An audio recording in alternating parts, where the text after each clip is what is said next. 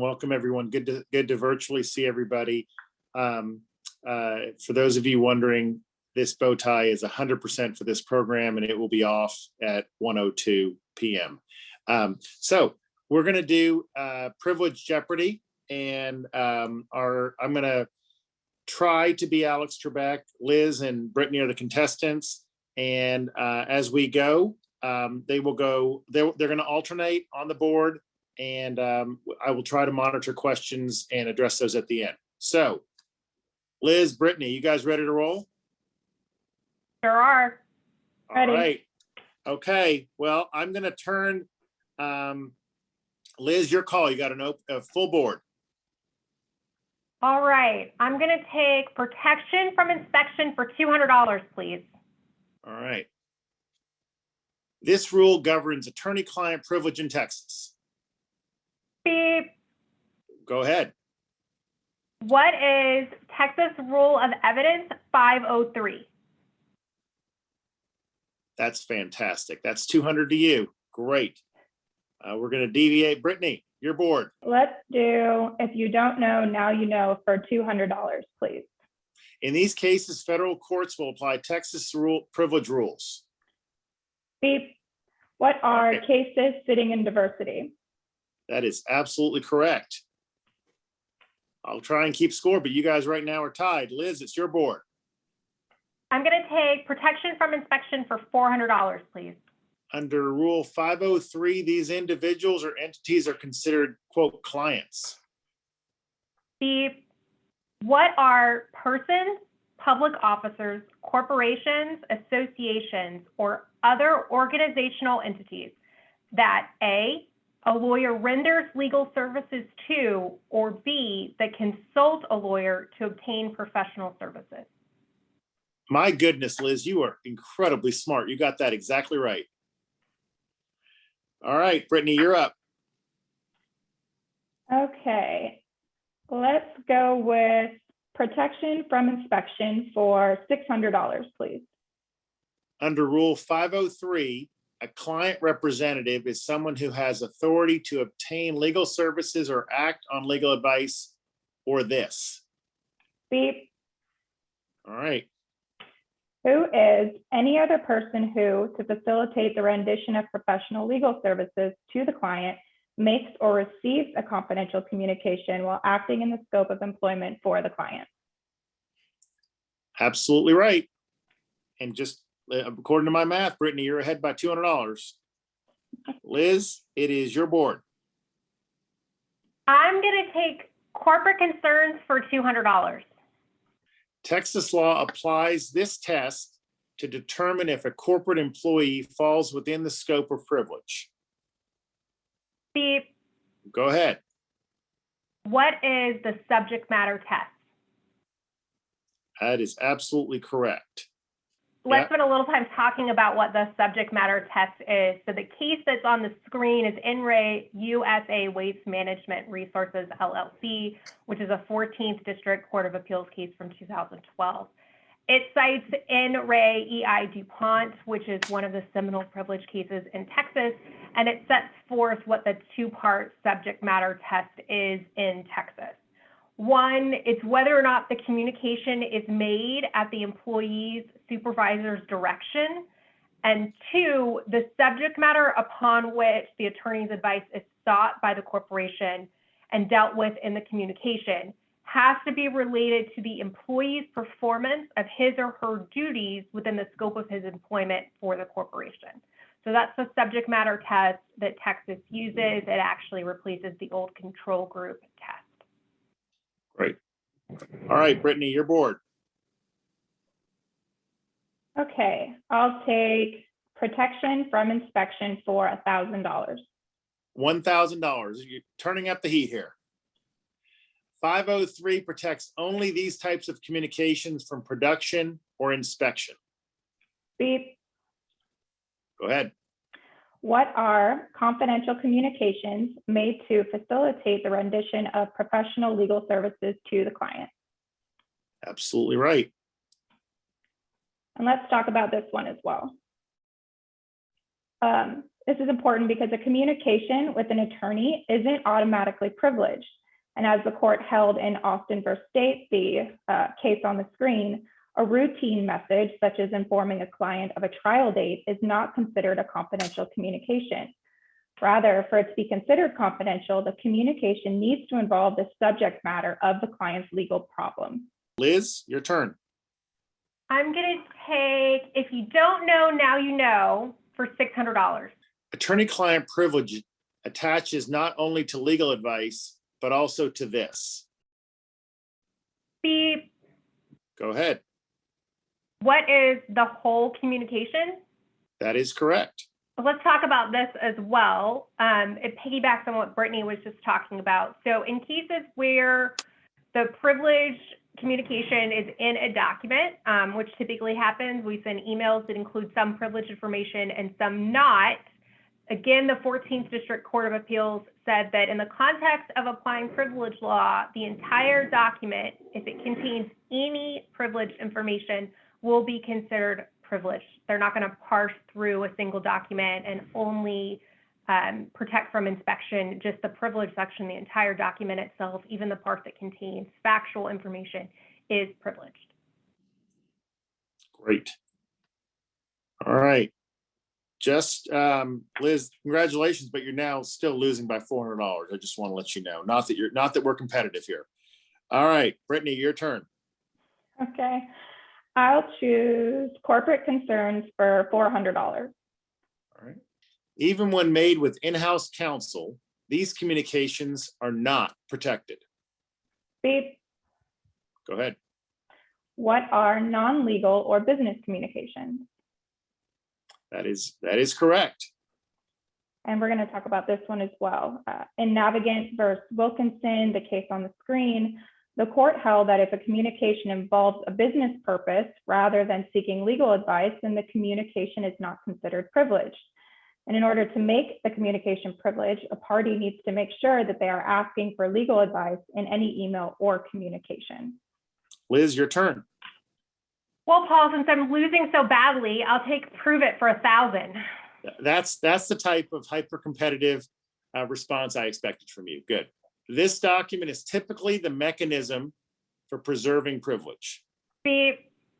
Go ahead. What is a privilege log? Absolutely correct. And now, so you can rest a little easier before you teach us on this, you're ahead by $200. Awesome. Well, I'll take that opportunity to explain just a little bit. We're pretty familiar with privilege logs, but it's important to keep in mind that a privilege log doesn't actually prove the privilege. It's just the mechanism that the privilege protection is invoked by, and that there still needs to be proof of the privilege, which generally comes in the form of affidavits or even the privilege documents themselves to justify the claim. Great.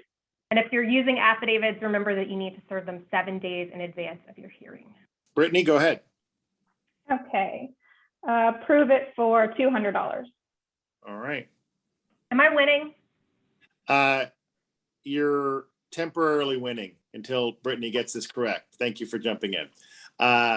In a challenge, this party bears the burden of proving privilege. Beep. Go ahead. Who is the party asserting the privilege? That is correct, and Liz is no longer winning. That's great. Okay. Liz, your turn. I'll take prove it for 400, please. All right.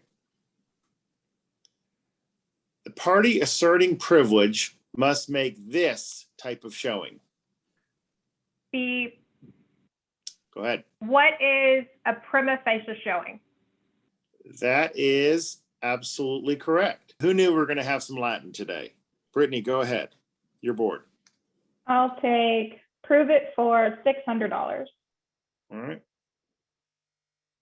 The party asserting privilege can use these forms of evidence. What are affidavits and the privileged documents? That is correct. And let's talk about this one too. This piggybacks off of the last one that Liz did. A party asserting privilege needs to only make a prima facie showing that the documents are privileged. This standard requires only the minimum quantum of evidence necessary to support a rational inference that the documents are in fact privileged. The documents themselves can constitute sufficient evidence, or an affidavit can constitute sufficient evidence. An affidavit needs only to address specific groups of documents. It doesn't have to address each individual document. Very good. Liz, you're losing by $200. You're bored. Oh, I'll take corporate concerns for 1,000. All right. When dealing with privileged information, in-house counsel should be concerned about this. Beep. Go ahead. I'm tempted to say what is everything, but I don't think that's the answer. So I'm going to go with what is waiver. Very good. Very good. Brittany, your turn. Let's go with privilege pitfalls for $200. This Texas rule governs voluntary disclosure to third parties. Beep. What you got? What is Texas Rule of Evidence 511? That is correct. You want to tell us about that? Sure. Under Rule 511, a party waives privilege if the party voluntarily discloses or consents to the disclosure of a privileged communication. And in real life, you'll see this often happen with emails, where a person will forward an email or an attachment that contains legal advice to another person who is not a client or a client representative of the attorney or the client. And just on this, if I can come out of my Alex Trebek role, sometimes people run into concerns here when they're forwarding emails from work addresses to personal addresses. That can sometimes be an area of pitfalls as well with privileged information. So to be careful about that as well. All right, back to my game show host self. Liz, you're bored. I'll take privilege pitfalls for 600. This form of waiver is often called sword and shield. Beep. Go ahead. What is the offensive use doctrine? That is absolutely correct. You guys are, by the way, you guys are really doing quite well, I must say. Go ahead. Almost like we wrote all these down. Almost like we had the answers to the test. Almost, but not. Almost. The case that's on the screen, In re JDN Real Estate, is a Court of Appeals case out of Dallas that discusses a whole host of various privilege issues, but among them, the various waivers to privilege, including the offensive use doctrine. And they set forth the standard for that case. They pull from several other cases. It's a good case to have in your pocket when you're dealing with privilege. But in order to satisfy the offensive use doctrine, the person who is seeking discovery, so this is a little bit different. Remember, the party objecting is going to have to come forward with prima facie evidence of the privilege, and then the person seeking the privilege information, that party will have to establish the following to establish offensive use waiver. One, that the party asserting the privilege is seeking affirmative relief, which is not going to be an affirmative defense. It's going to be actual affirmative relief in the case. That the privileged information sought is such that if the fact finder believed it, it would be outcome determinative. And three, that the disclosure of the privileged information is the only means by which the aggrieved party can obtain the evidence that it's seeking. If any one of those requirements isn't met, the offensive use doctrine isn't going to be satisfied, and the court has to uphold the privilege based on the original prima facie showing. If there is a meeting of these three elements, then there's going to be a privilege waiver, and the document or communication is not going to be considered privileged. So stepping out of role, Liz, if a party gets a ruling on after a hearing like this that they don't like, are they able to appeal it immediately? They are. You can mandamus privilege decisions. That's why you'll see almost all of these are mandamus proceedings that are setting this forth. Privilege is one of the few things that's subject to mandamus because it is so detrimental to a party to have all of its privileged documents disclosed to the other side. And that could have the effect of slowing a case down for months and months and months in the middle of it, right? Yes. In fact, I've litigated some cases where the privilege issue becomes a sideshow that lasts for years, depending on the amount of privileged documents we're talking about. Yep. Very good. Very good. Brittany, it's your turn and you're losing by $1,200. Whoa, pressure. Brittany. No pressure. Well, in that case, let's go with privilege pitfalls for $400. Boy, isn't that tepid? Okay. Texas Rule of Evidence 503D1 is typically referred to as what exception? Steve, Go ahead. what is the crime fraud exception? That is correct. All right, and we'll talk about this one a little bit too. The crime fraud exception is an exception to privilege protection, and it only applies if the party asserting the exception establishes a prima facie case of the contemplated fraud and shows that there is a relationship or a nexus between the privileged documents sought and the fraud claims. And this showing must be made for every single document.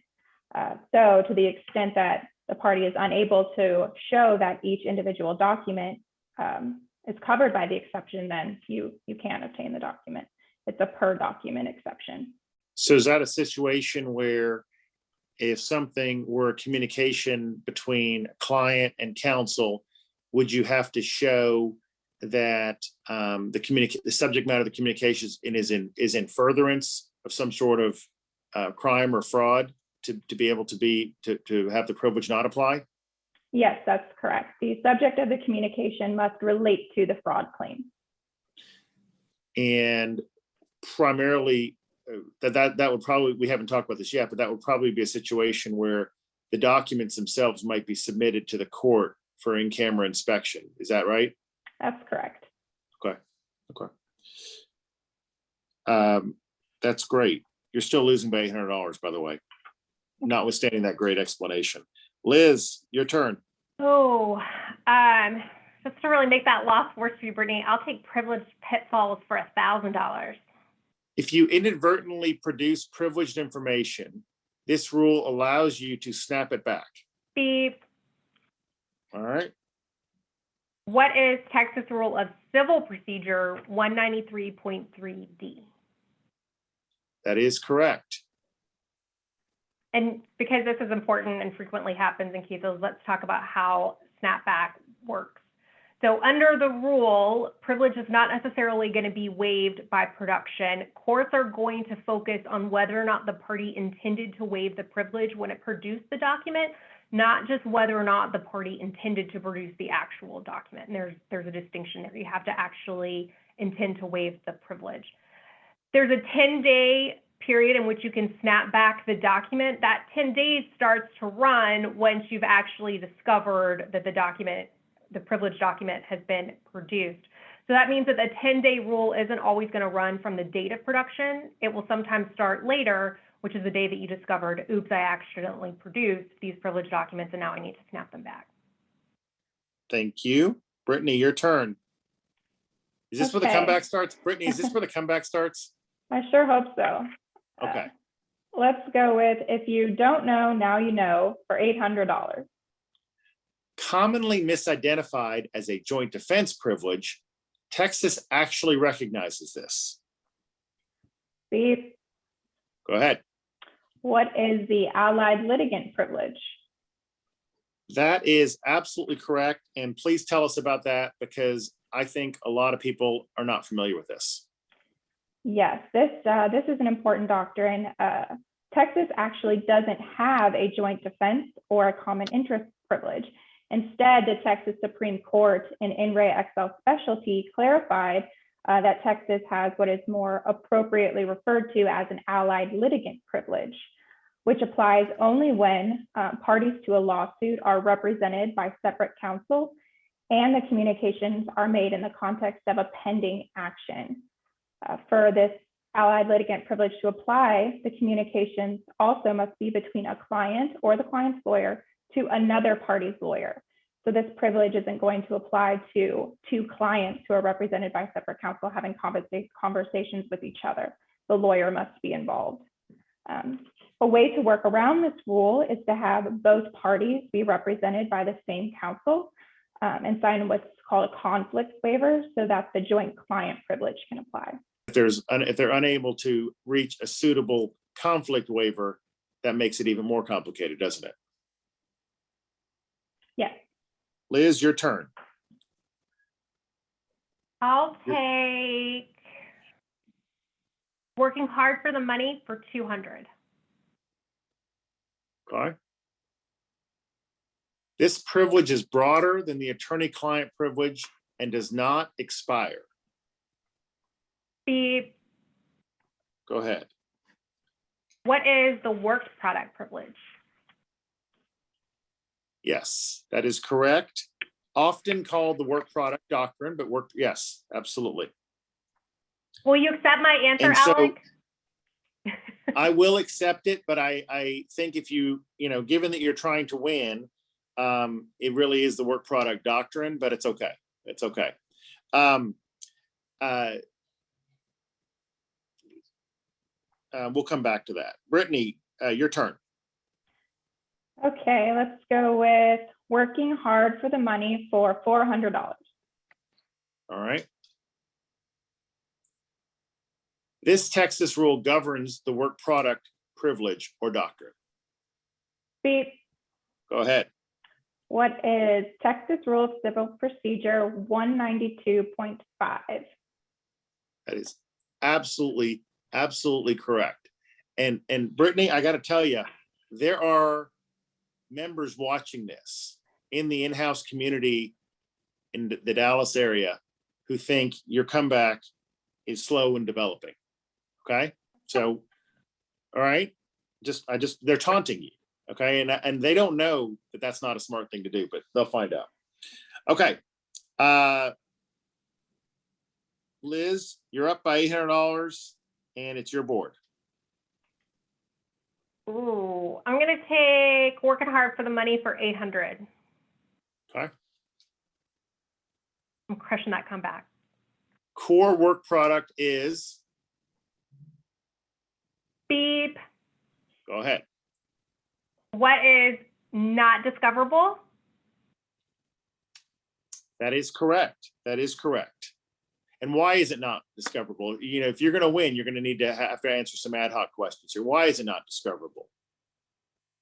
So core work product is a work product that contains an attorney or an attorney's representatives, mental impressions, opinions, conclusions, or legal theories about a case. It's not discoverable, and that privilege or doctrine continues in perpetuity. So it continues past the duration of the case for which that core work product is. Any other work product, so non-core work product, can be discoverable, but only upon specific showings by the party that's seeking it. And that's going to be a showing of substantial need or undue hardship. Well, I'm afraid that answer justifies you keeping the $800. So well done. Thank you. You're very, very welcome. From all of Jeopardy to you, you're very welcome. Brittany, your turn. All right. And you're down $1,600. So govern yourself accordingly. Go big, Brittany. I will. Let's do working hard for the money for 1,000. That's right. Non-core work product is discoverable upon a showing of this. Oh, I think Liz just gave me the answer. Beep. All right. What do you got? What are substantial need and undue hardship? Well, you nailed it. Do you want to speak on this some more? Sure. To obtain non-core work products, the party seeking it bears a heavy burden. The party must show that he has a substantial need for the document and that the party is unable without undue hardship to obtain the substantial equivalent of the material by any other means. Core work product, on the other hand, is sacrosanct and impermeable. A party cannot obtain core work product by showing a substantial need and undue hardship. Great, thank you.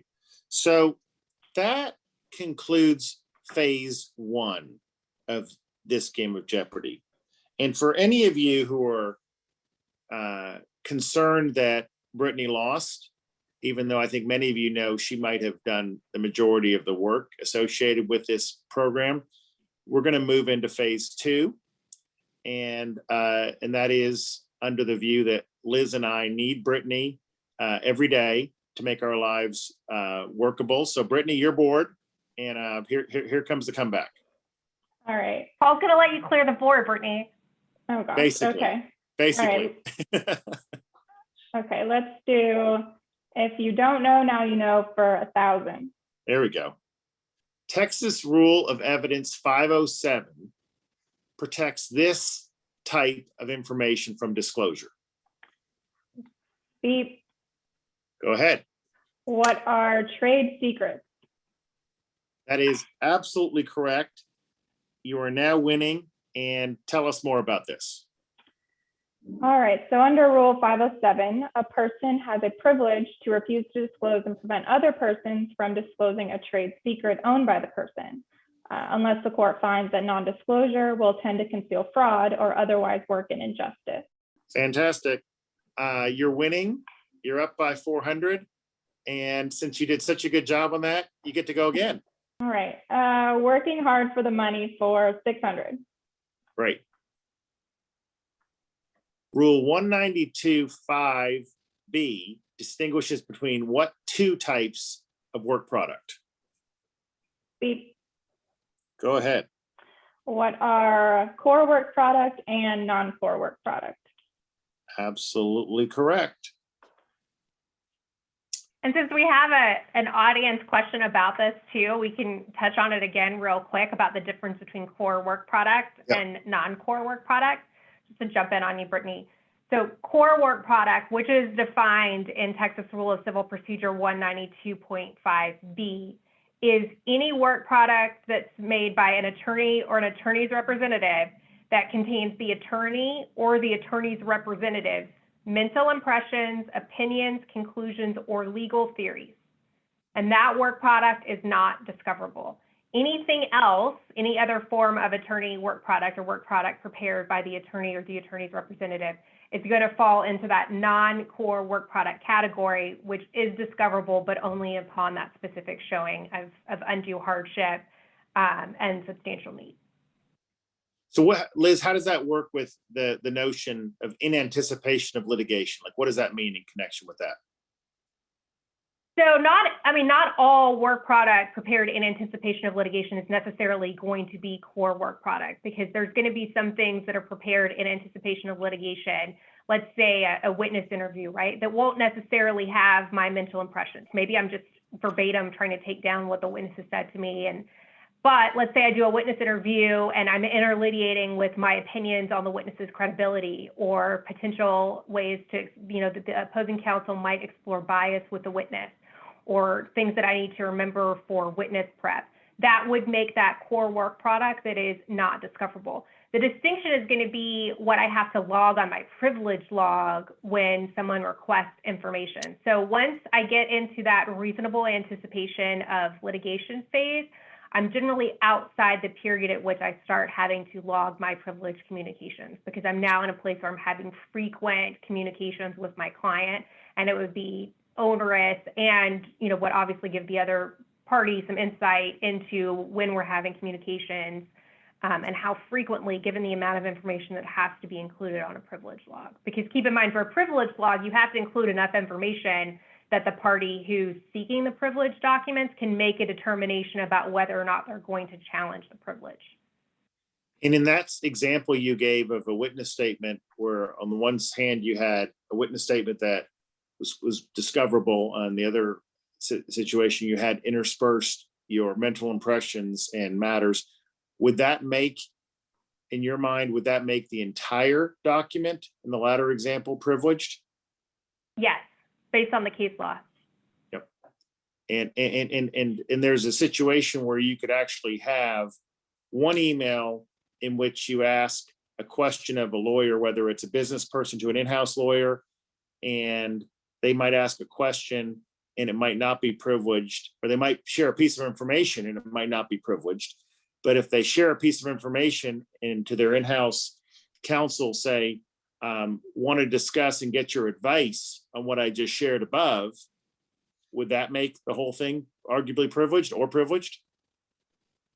So the court, I mean, the court's going to want to see that in camera and parse it out. Arguably, the bottom part would have to be produced and the top part would be redacted, typically. So when the communication gets forwarded to in-house counsel, because that first communication, there's nothing privileged about it. I mean, it's between two parties within the company, unless it was made at the direction of the lawyer. And so those are the splicing that the court does when it does that in-camera inspection.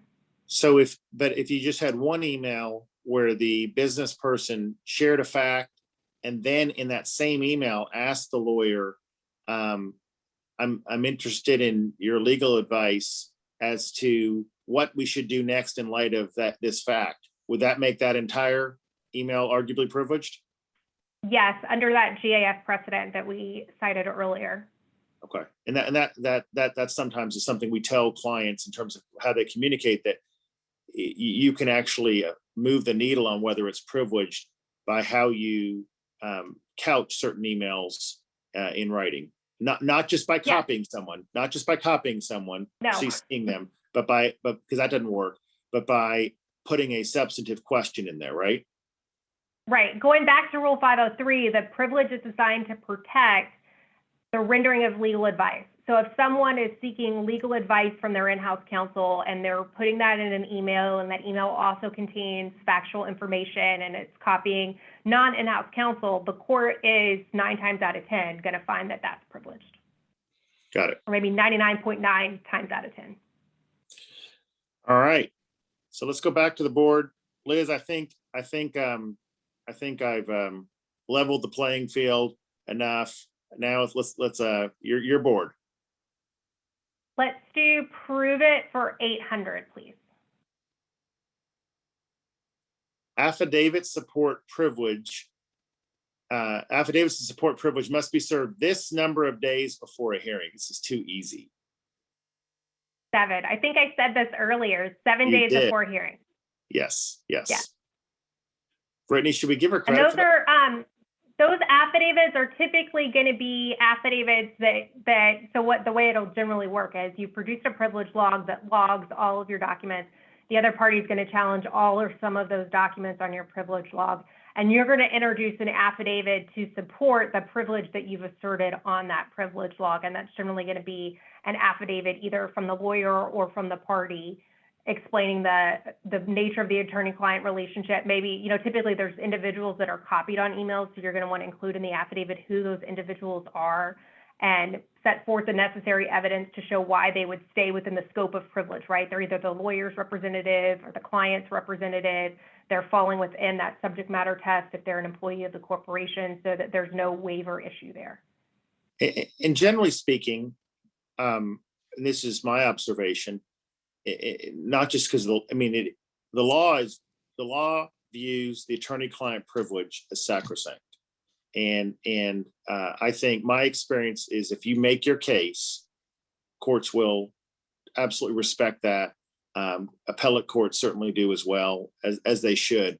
I think people get into trouble when they start going beyond what is actually the attorney-client privilege communication into other stuff or facts that are not shared in connection with seeking legal advice, right? Absolutely. And in courts dislike it when people kind of abuse privilege logs full scale. And I'll give you an example.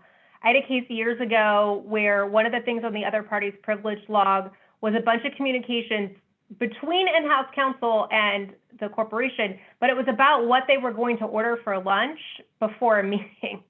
And the court said, there's nothing privileged here. You guys are talking about whether or not you're going to order sandwiches or salads.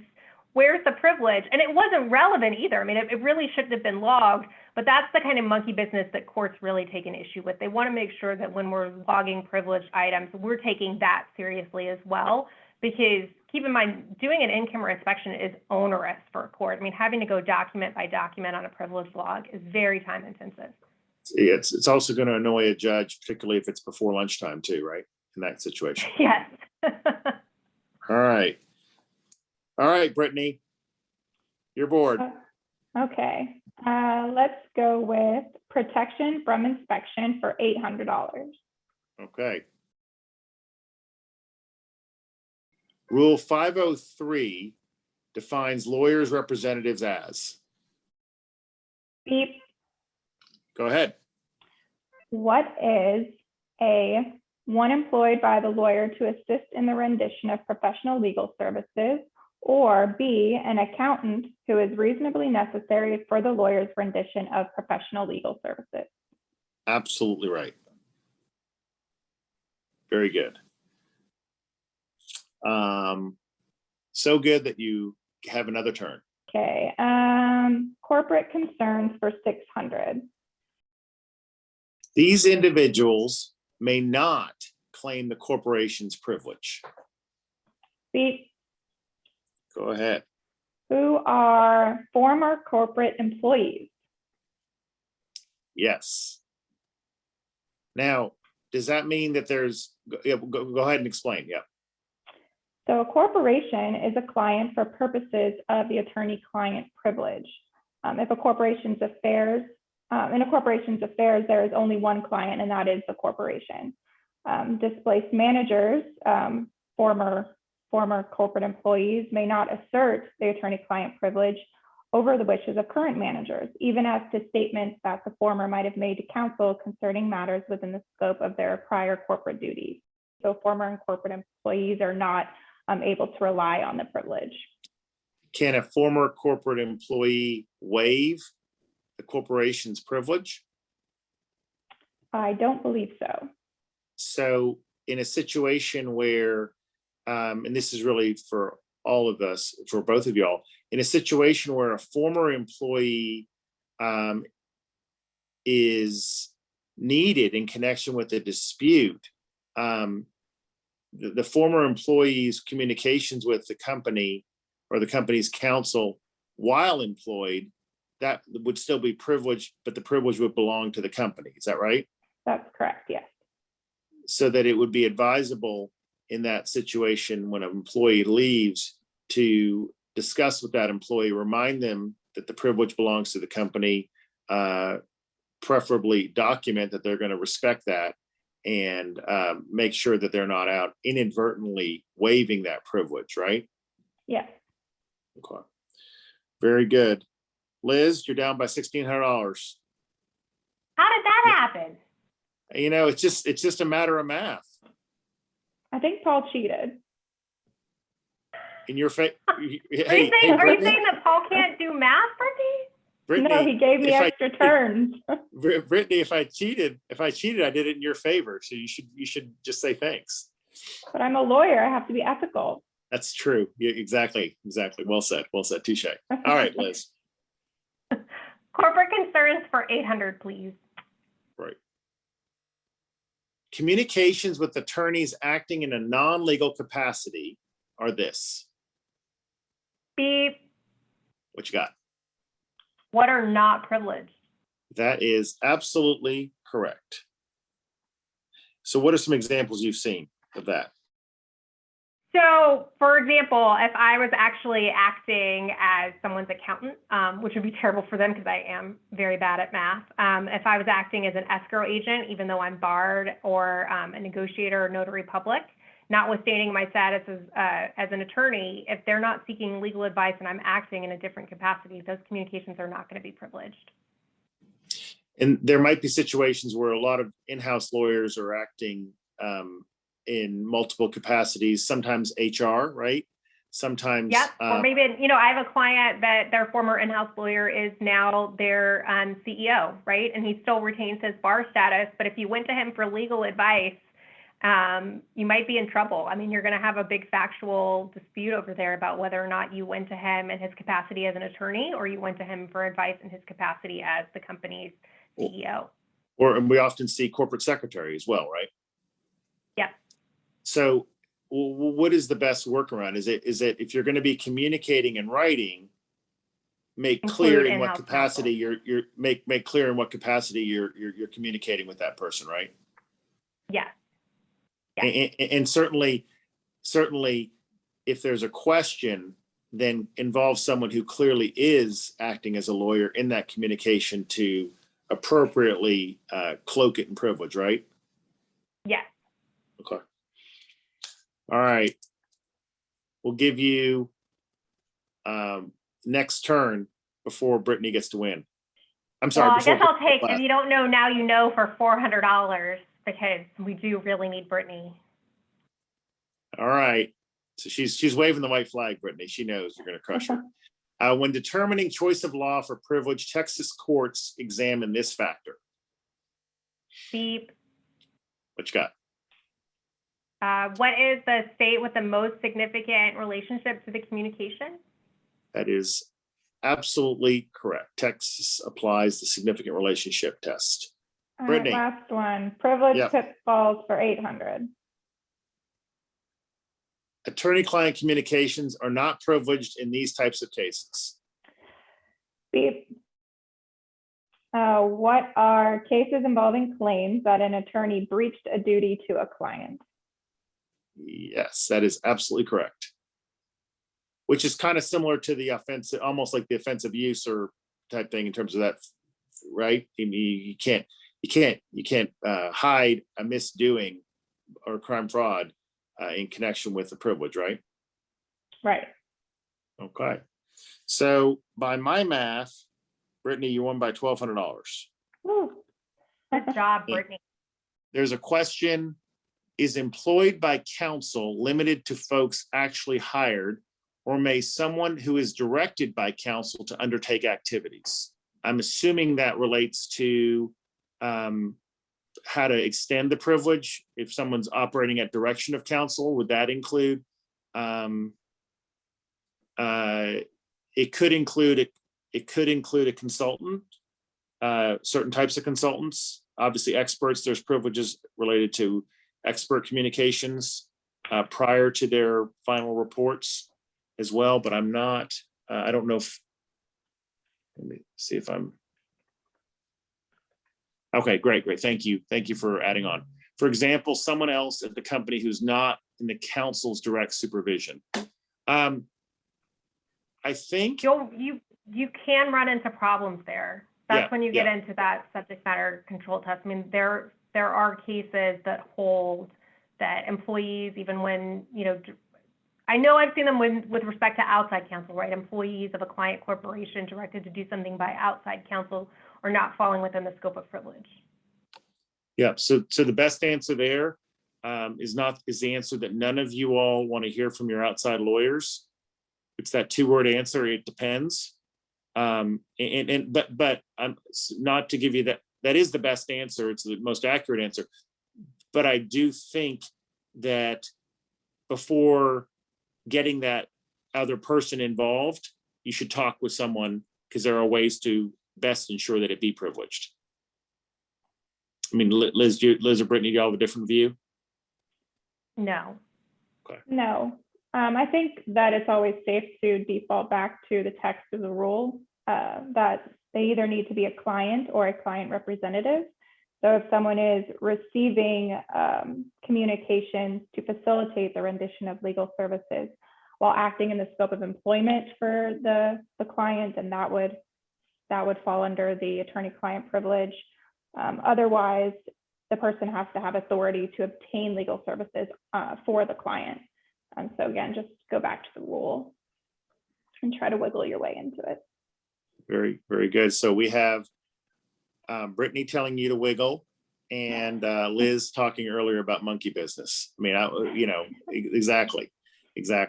And I'm wearing a bow tie for an hour in the middle of July. So what do you know? That is the end of our presentation, and thank you all so much for letting us spend this lunch hour with you. Hopefully this is informative. As Susan said, we will get this over so that they can put it on the ACC can put it on its website, and we appreciate it very much, the opportunity to come talk to y'all, and hope everyone continues to have a great and safe summer, hopefully involving some fun.